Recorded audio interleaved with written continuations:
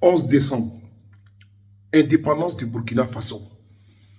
Le capitaine Ibrahim Traoré a décidé de s'adresser aux Burkinabés et au monde. Il est très clair. Il ira chercher les terroristes partout où ils se trouvent, les traquer, les neutraliser. Leur seul salut, c'est de déposer les armes. Ou bien ils seront traqués et refroidis. On écoute le message à la nation et au monde du capitaine président Ibrahim Traoré. Combattant pour la liberté, pour la souveraineté et l'indépendance réelle. C'est un immense plaisir aujourd'hui de prendre la parole à l'orée donc du 11 décembre, date qui consacre la fête de l'indépendance de notre chère patrie. Nous remercions Dieu d'être les artisans aujourd'hui de cette indépendance réelle. Nous prions également pour que tous ceux qui ont été blessés physiquement et psychologiquement dans ce combat puissent recouvrer la santé. Prions Dieu pour le repos des âmes de ceux-là qui ont combattu au sacrifice de leur vie pour que notre nation puisse rester et demeurer. Nous prions également Dieu qu'il puisse consoler le cœur de tous ceux qui ont perdu des êtres chers dans cette bataille. Camarades, les épreuves définissent le peuple. Aujourd'hui, l'épreuve que nous vivons au Burkina Faso définit notre peuple.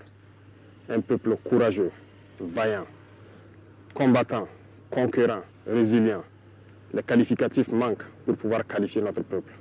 Parce que ce que nous vivons est un moment unique. À travers cette bataille, nous avons pu nous unir et nous donner la main dans une cohésion parfaite pour soutenir nos forces combattantes pour pouvoir mener à bien ce combat pour notre indépendance réelle. Voilà pourquoi je tiens à rendre hommage au peuple qui a compris le sens de notre message et qui contribue de manière volontaire à l'effort de guerre et aussi à travers les taxes et les prélèvements que nous faisons sur les activités au quotidien. Merci au peuple qui a compris l'essence de notre combat et qui permettent aujourd'hui aux forces combattantes d'être bien équipées, bien formées. Nous poursuivrons dans ce sens pour que nous puissions monter en puissance au niveau de l'armée, construire une armée forte et pouvoir donc équiper cette armée comme il le faut. Il n'y a aucun développement, aucune paix possible sans une armée forte. Voilà pourquoi nous devons rendre hommage à ceux-là qui ont tout sacrifié pour que nous puissions être là aujourd'hui et parler de Burkina Faso. Nous continuerons à les équiper, à poursuivre notre reconquête, à continuer à mailler notre territoire de sorte que la consolidation de tous ces acquis dans le combat soit une réalité et soit effective. Camarades, il arrive des moments donc dans l'histoire d'un peuple que ces situations arrivent. Mais nous avons su au Burkina Faso nous unir et nous donner la main pour pouvoir vaincre l'ennemi. Les combattants aujourd'hui sont fiers et continueront leur mission pour recouvrer l'intégralité de notre territoire et pouvoir donner vie à notre nation. L'armée ira où elle doit aller pour sécuriser nos richesses, puisque c'est de ça qu'il s'agit. Nous sommes victimes de nos richesses. Ces richesses que les impérialistes veulent, coûte que coûte, reprendre en main et nous maintenir dans notre esclavage. Nous allons les sécuriser. Et dès à présent, tous les groupements sont instruits de reprendre les opérations de manière active. Au sol comme dans les airs, nous allons traquer ces ennemis de la nation jusqu'à leur dernier retranchement. Plusieurs opérations ont d'ores et déjà commencé et vont s'intensifier. Nous allons les poursuivre jusqu'à leur dernier retranchement et les éliminer jusqu'au dernier.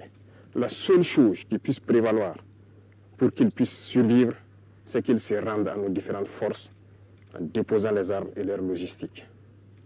Le cas échéant, combattez-les jusqu'au dernier. Parce que le Burkina Faso n'abandonnera jamais. Le Burkina Faso n'abdiquera jamais. Le Burkina Faso va combattre. Nous sommes un peuple fier, combattant, guerrier et digne. Et nous continuerons dans ce sens. Tous ceux qui rêvent de voir le Burkina Faso à genoux pour espérer nous ramener dans l'esclavage doivent comprendre qu'ils ont échoué.